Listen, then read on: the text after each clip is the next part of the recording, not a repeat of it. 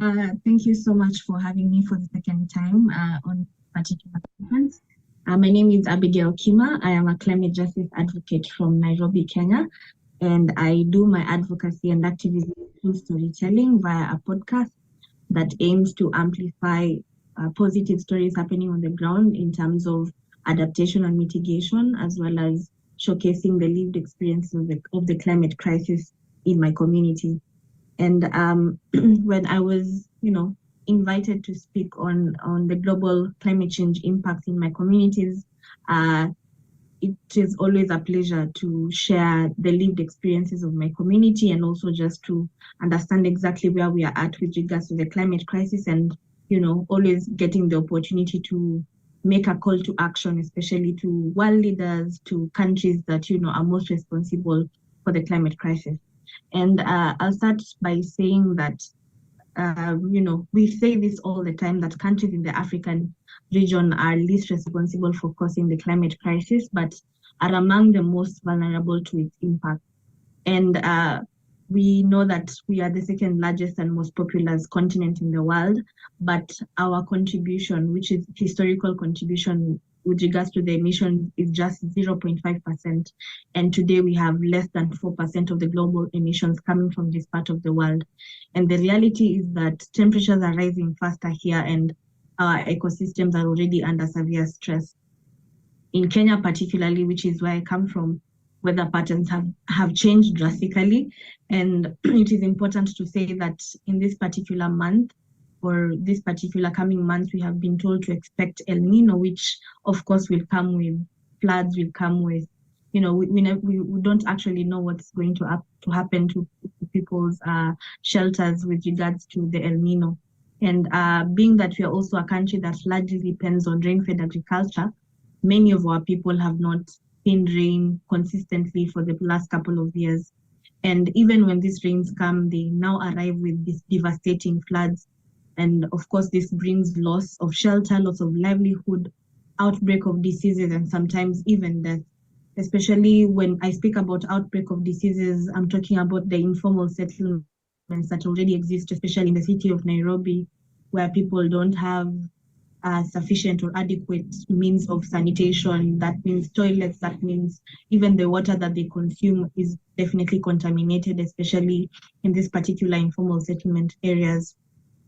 And looking at our farmers, and I come from a community that practices agriculture as a main source of livelihood, we are also experiencing loss after loss because of one, the unpredictable weather patterns, and of course, two, the extreme weather events.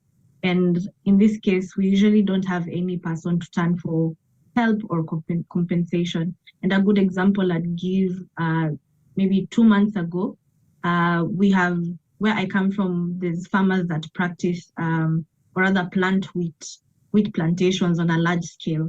And we had devastating hailstorms just for a day. And that meant that almost all the crops that they had planted at that point would go to waste because, of course, the conditions that they have been subjected to because of the hailstorms means that these plants won't actually grow to maturity, and some of them will actually rot on their farms. And this is some of the losses that we are talking about every other day, where there's no warning and you just see, a weather event that completely devastates your income as a farmer. And looking at another part of Kenya, which is the northern part of Kenya, about last year, 2 years before, they had not received rain at all completely. And I had the chance to visit the communities and in a place called Isiolo County. And of course, what I saw was beyond devastating. Seeing a location that has not seen rain for the past 2 years, the roads are littered with animal carcasses. And this is a community that specifically practices pastoralism as a main source of livelihood. So that means households have completely been devastated by the loss of their livestock. And one thing I remember is one homestead had a herd of about 50 cattle and 30 goats before the drought. And now, when I visited them, they had just 2 cows and 1 goat left.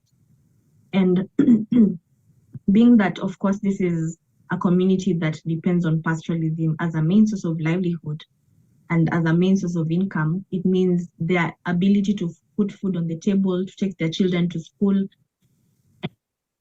to even buy water, which of course has become a rare commodity and also pretty expensive, has become completely compromised. And visiting families where they're just eating one meal in a day, and in some cases even eating in shifts because of the food insecurity. And of course, when you look at the impacts of climate change, we always say women and children are particularly vulnerable to the impacts of the climate crisis. And of course, the situation that I saw was a shocking example of what that actually looks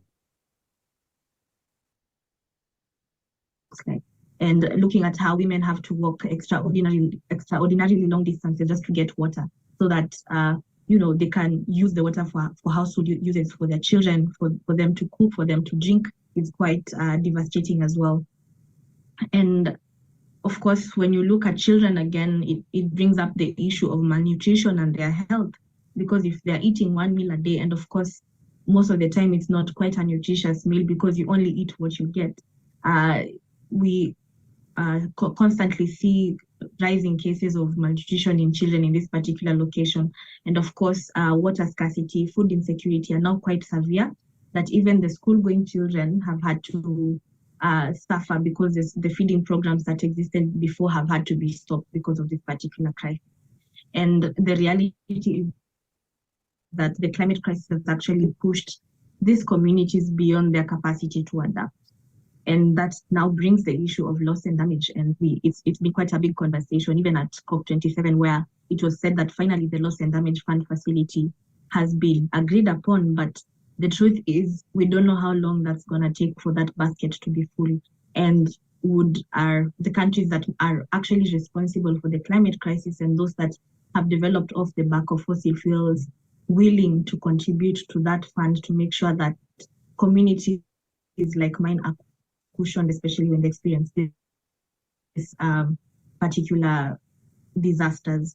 And of course, with some of these impacts of climate change, now we are speaking about climate mobility or immigration. And of course, it's a reality in some of the communities, especially in the northern part of Kenya. And you'll see, especially men migrating in search of pasture and water for their animals. And this is in an attempt for them to keep their animals alive. And they're moving further and further away from their children, from their families. And of course, that brings again the issue of separation. And the reality is that this does not only happen in my country, but of course, other urban populations in the continent of Africa, in Maputo, in Kampala, in Accra, in Lagos, and of course, we've seen cyclones becoming more and more frequent in the coastal areas of Africa for the fact that climate change is here with us and is alive. And most of these countries have actually a very low adaptive capacity to the climate crisis and climate change impact.